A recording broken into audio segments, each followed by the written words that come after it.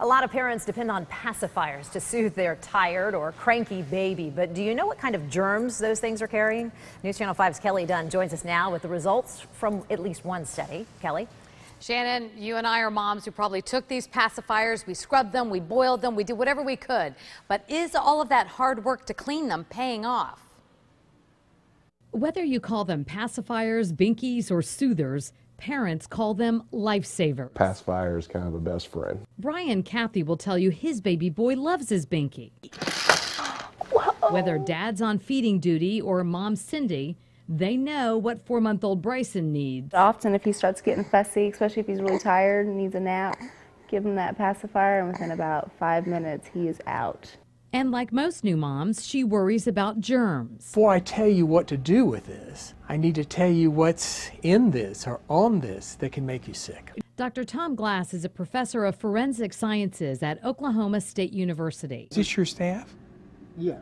Oh, cool. He wanted to know if pacifiers pose a health risk for babies, so he gathered up pacifiers from random families. Cut it so that we can actually determine what's growing on the surface of it, but more importantly, what's growing down in those pores. They tested the surface and the inside and couldn't believe the bacteria they found. There are some strep in there and there are some listeria in. Strep and staph, plus the bacteria that cause pneumonia. This is one off of a pacifier. They also found the yeast that causes thrush. Candida albicans is the one that causes thrush in infants. Even worse, they found mold. These are the kinds of molds that would produce respiratory distress, asthma-like symptoms.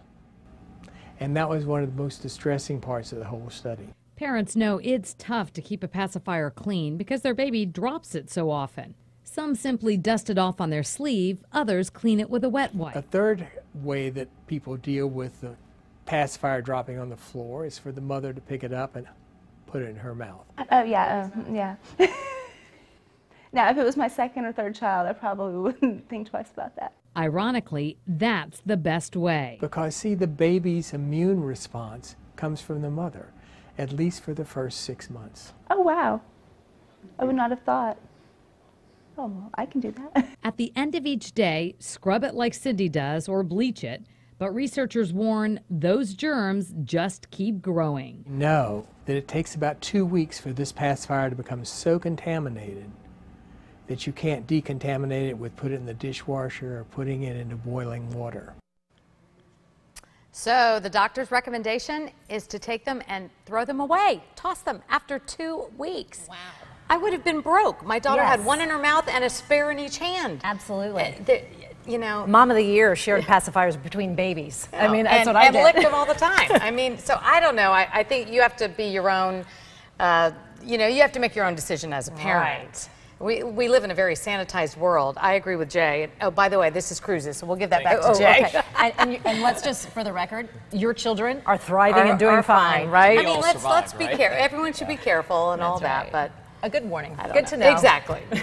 So, well, we've been asking our Facebook friends, how often do you throw out your child's pacifier? A lot of moms and dads are commenting right now. So join the conversation. Tell us what you're doing. We'll have the results for you a little bit later in this broadcast. Kelley.